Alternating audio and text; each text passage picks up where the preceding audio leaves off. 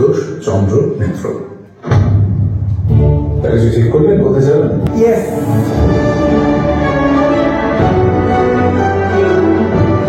সুন্দর ফেলুদা, যদি পৃথিবীতে কোথাও স্বপ্ন থেকে থাকে তাহলে সেটা এখানে এখানে এখানে। জরুরি কিনা জানি না, ঘোষণা আছে। সেটা হচ্ছে যে আমি ডিসাইড করেছি this is going to be my last Feluda.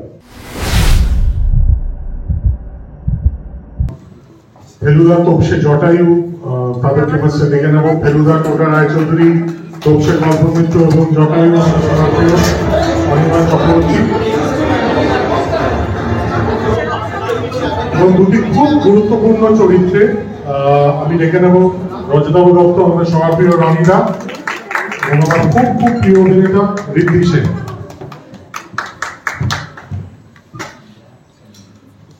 All good things must come to an end. So, trailer লঞ্চের আগে আমার একটা জরুরি ঘোষণা আছে। জরুরি কিনা জানি না, ঘোষণা আছে। সেটা হচ্ছে যে আমি ডিসাইড করেছি this is going to be my last Feluda, because আমার মনে হয় যে ফেলুদার যে গল্পগুলো, ইন্টারেস্টিং সিনেমাটিক গল্পগুলো বাকি আছে, সেগুলো ওয়েব সিরিজে যে নর্মালি আমরা যে বাজেট পাই, এবং সেই বাজেট মানে অন্যান্য ওয়েব সিরিজের থেকে অনেক বেশি পাই আমরা, কিন্তু তা সত্ত্বেও খুব কঠিন, মানে আপোষ না করে, কম্প্রোমাইজ না করে, টেকনিক্যাল কম্প্রোমাইজ না করে, শুটিং লজিস্টিক সবকিছু মিলিয়ে খুব কঠিন হয়ে গেছে ফেলুদা করা। কারণ ফেলুদা আপনারা জানেন যে বেশিরভাগ সময় অ্যাডভেঞ্চারগুলো কলকাতার বাইরে হয়, এবং সেই জায়গা থেকে দাঁড়িয়ে এটা আমার ডিসিশন যে আমার একটা 2020 সালে একটা স্বপ্ন ছিল আমার শৈশবের উদযাপন করার, এবং সেই স্বপ্নটা আমি 4 বার পূরণ করতে পেরেছি। এবং এই জার্নিতে এটা very very emotional journey for me. এটা আমি লিখেওছি যখন ফেলুদা নিয়ে কথা হয়েছে, যখন আমি ফেলুদা শুট করি আই এম দ্য হ্যাপিয়েস্ট। কারণ আমার মনিটরে আমার পাশে একটা 14 বছরের স্মৃতি মুখার্জি বসে থাকে, যে আমার কান বলে দেয়, reps me on my knuckles, না এইখানে তুমি এই চেঞ্জটা করতে পারো না, বা এটা করতে পারো, বা এটা করো, because it has always been a very emotional journey for me. So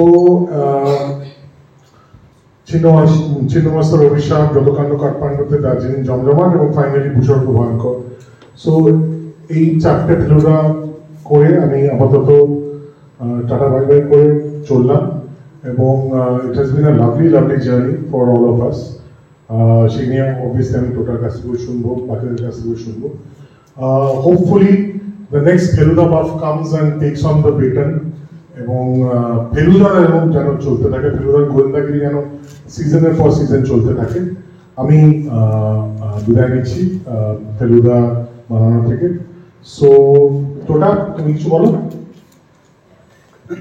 আমি এই মুহূর্তে একটু ইমোশনাল, তো আমি এটাকে একটু প্রসেস করি। আর একটা কথাই বলবো, আজকে আপনারা ট্রেলারটা দেখুন।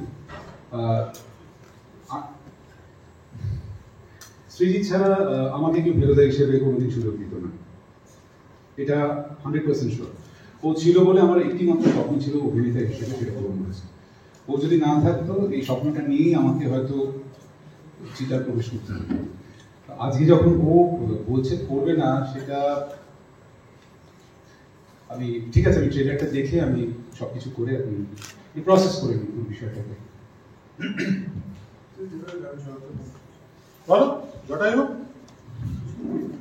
না, দুটো ঘটনা একদম পাশাপাশি, মানে ট্রেলার রিলিজ হবে, দেখবো, আমি দেখিনি ট্রেলার, সেটার আনন্দ, তার পাশাপাশি এরকম একটা ঘোষণা। তো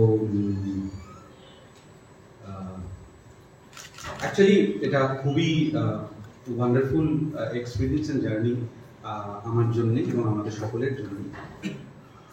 আমাকে ও যে কাস্ট করেছে এরকম একটা আইকনিক ক্যারেক্টারে, এবং বাঙালিরা খুব ভালোবাসে এমন একটা চরিত্রে, সেটার জন্য grateful to Srijit and everyone else যারা এর সাথে অ্যাসোসিয়েটেড। খুবই আনন্দ পেয়েছি এই চরিত্রটা করার, এবং আমরা সবাই খুব একটা ইমোশনাল জার্নির মধ্যে দিয়ে গেছি এই কারণে, কারণ এইটা করা যেমন আমাদের জন্য খুব আনন্দের এবং তার সাথে সাথেই এই কারণেও যে আগে যে স্টলওয়ার্ডসরা এই ক্যারেক্টারগুলো প্লে করে গেছেন, ন্যাচারালি তাদের সাথে আমাদের তুলনা হবে এটা জেনেই আমরা ঝাঁপিয়ে পড়েছিলাম, কিন্তু আনন্দটা বেশি ছিল ওই চিন্তার তুলনায়। সেই জন্য কোনো রকমে যেমন একটা কিছু করতে পেরেছি। তো একটা ভালো স্মৃতি আমার নিজের জন্য, একটা খুব লার্নিং এক্সপিরিয়েন্স। এবং আমি আলাদা করে বলবো যেহেতু এইটা এই 20 তারিখে আসছে আমাদের করা লেটেস্ট, যে আমি এখন লাস্ট বলছি লেটেস্ট আমাদের যে জার্নিটা, সেইটা আমরা যা দেখেছি, যা এক্সপিরিয়েন্স করেছি এবং ডাব করতে গিয়ে যা ভিজুয়াল এক্সপিরিয়েন্স আমাদের হয়েছে, সেটা ওয়ান্ডারফুল। আজকে এটা ট্রেলার লঞ্চ হলো, 20 তারিখে আপনারা দেখতে পাবেন। আমার মনে হয় আপনারা সবাই এনজয় করবেন। আমি এই নোটেই শেষ করব।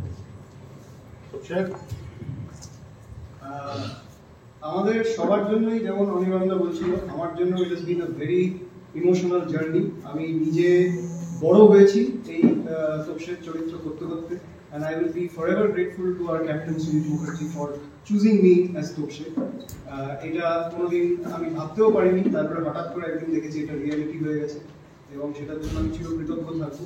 আমরা বহু জায়গায় ঘুরেছি, এবং যখন আমাদের এই ফেলুদা তোপসের মানে ফেলুদার শুটিং যখনই হয়েছে, তখন আমাদের একটা ফ্যামিলি ট্রিপের মতন মনে হয়েছে যে, এবং আসছে শুটিং হবে এটা শুনেই ভীষণ একটা এক্সাইটমেন্ট হয়েছে প্রত্যেকবার, যে আমরা সবাই মিলে আবার যাবো, বেড়াতে যাবো। এটা মানে বিশাল যে কাজের লোড, একটা অবশ্যই একটা প্রফেশনাল ইয়ে তো থাকে, দায়বদ্ধতা থাকে কোনো একটা কাজের প্রতি, কিন্তু সেটার চেয়েও অনেক বেশি একটা ভীষণ এক্সাইটমেন্ট এবং আনন্দ আমাদের মধ্যে দিয়ে গেছে। তো নতুন সিজন আসতে চলেছে, আমরা সবাই ভীষণ খেটে ভীষণ এক্সট্রিম কন্ডিশনসের মধ্যে কাজ করেছি। আশা করি আপনাদের ভালো লাগবে, আপনারা দেখুন। আর শ্রীজিৎদা যেমন বললেন যে all things must come to an end, তো এগুলো আমাদের কারোর হাতে নেই, কন্ট্রোলে নেই। আপাতত আই এম গ্রেটফুল, এবং আপনারা দেখুন এবং জানান যে কেমন লাগে। And thank you everyone. Thank you. আমি জজ সাহেবের কাছে যাব। এই গল্পে যিনি সিদ্ধেশ্বর মল্লিকের ভূমিকা অভিনয় করেছেন, আমাদের খুব প্রিয় অভিনেতা রনিদা, কিছু বলো। হ্যাঁ, আমার আবার এরকম ক্রিকেটের স্কোরবোর্ডের মতো হয়ে গেছি আর কি। মানে অনেক কাজ করতে গিয়ে মনে হয় একের পর এক রেকর্ড তৈরি হচ্ছে। যেরকম এটা আমার 3 নম্বর ফেলুদা 3 জনের সাথে, সৃজিতের সাথে দ্বিতীয় কাজ, কাশ্মীর আমার দ্বিতীয়বার ভ্রমণ শুটিং এর জন্য। এবং এই আমার যে জার্নিটা, সেটা 2002 যখন একদম আমার কেরিয়ার প্রায় শুরু হচ্ছে, তারপর 2014 এবং 24। তাই এটা একটা চমৎকার ভাগে আমার ভাগ করা। তাই আমিও আমার একটা ইভলিউশন দেখতে পাই। সবাই যেরকম ফেলুদা পড়তে পড়তে বড় হয়েছে, আমি ফেলুদা করতে করতে বড় হয়েছি। আর আমার ক্ষেত্রে একটা চমৎকার অভিজ্ঞতা তো বটেই, এতজন বন্ধু বান্ধব করছে, ফেলুদা পড়ার সুযোগ পাচ্ছি, কাশ্মীর। আর সবারই আজকে দুঃখের দিনে এবং আনন্দের দিনে, কারণ আজকে ট্রেলার লঞ্চ করছে এবং 20 তারিখ আমাদের ফেলুদা দেখা যাবে, সবাই দেখতে পাবে। কিন্তু আমার বারবারই মনে হচ্ছে যে কথা ফেলুদার কোর টিম বললো, ডিরেক্টর বললো, সেটাকে আমি খুব একটা গুরুত্ব দিচ্ছি না। এই জন্য শার্লক হোমস আবার ফিরে এসেছিলেন। কাজেই আপনারা পর্যাপ্ত হইচই করুন, ফেলুদাও ফিরে আসবে, সৃজিতের হাত ধরে ফিরে আসবে। ধন্যবাদ। সুশান্ত সোমের ভূমিকা অভিনয় করেছেন। বল না, সবাই খুব চমৎকার ভাবে বললেন। আমার যেটা দুটো জিনিস বলার, একটা হচ্ছে যে ফেলুদার এইবারে শুটিং করতে গিয়ে যে কাশ্মীরে শুটিং করা, এটা একটা মানে সারা জীবন মনে রাখার মতো অভিজ্ঞতা। কারণ সকলেই একবার জীবনে ইচ্ছে থাকে যে কাশ্মীরে যাবে, এবং ফেলুদার বইয়ের পাতায় পড়া, বিভিন্ন সময় বিভিন্ন সূত্রে কাশ্মীরের খবর পাওয়া। কিন্তু সেখানে আমি সত্যি মুগ্ধ হয়েছি দেখে যে একটা গোটা বাংলা ছবির টিম, যেটা সৃজিতদা বলছিল, যেরকম কন্ডিশনে আপনারা ট্রেলার দেখে দর্শকদের বোঝার কথাও না, কাজও না দর্শকদের বোঝা যে কি প্রতিকূলতা মেনে একটা কাজ তৈরি হচ্ছে। কারণ যে কোনো ভালো অভিনেতারই যদি আপনারা পরিশ্রমটা দেখতে পেয়ে যান, তাহলে তো কার্যসিদ্ধি হবে না। কিন্তু ভালো অভিনেতাকে তার পরিশ্রমটা লুকোতেও জানে না।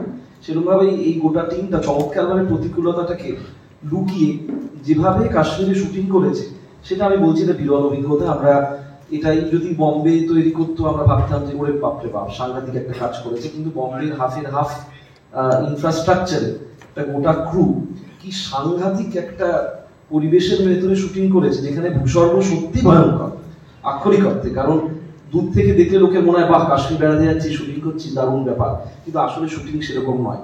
সেইখানে একটা গোটা টিম দিনের পর দিন প্রায় 15-16 দিন ধরে যেভাবে শুটিং করেছে ওখানে, সেইটা আমার নিজের চোখে দেখা একটা চমৎকার অভিজ্ঞতা, এবং সেটা কোনো ফেলুদার অ্যাডভেঞ্চারের থেকে সেই শুটিং এর অ্যাডভেঞ্চারটা কম হয় আমার কাছে। আর দ্বিতীয় হচ্ছে যে ফেলুদা তো মূলত যারা বয়সে, যেটা সৃজিত দা বলছিল 14 বছরের ছেলেটাকে পাশে বসিয়ে রাখার যে তাড়নাটা ফেলুদা বারবার আমাদেরকে ফিরিয়ে দেয়। এখন তো বই পড়া কমে গেছে, সুতরাং এখনকার যারা নতুন জেনারেশন তারা যদি এই ফেলুদাটা দেখে তাহলে আমার মনে হয় তারা আবার বইমুখী হতে পারে বলে আমার মনে হয়। কারণ সৃজিত দা চমৎকার একটা মডার্ন এবং কন্টেম্পোরারি এবং পুরনো ফেলুদার একটা মিশ্রণ তৈরি করতে পেরেছে, যেটা দেখে হয়তো অনেকের নতুন জেনারেশনের, এটা আমি বেশি করে চাইবো শুধু যারা নস্টালজিয়া চালন করবেন তারা নয়, আপনাদের শিশুদেরকেও দেখান, ইয়াং জেনারেশনকে দেখান, যাতে তারা গল্পগুলো আরেকবার রিভিজিট করে। এই ধন্যবাদ। Thank you so much Jyoti.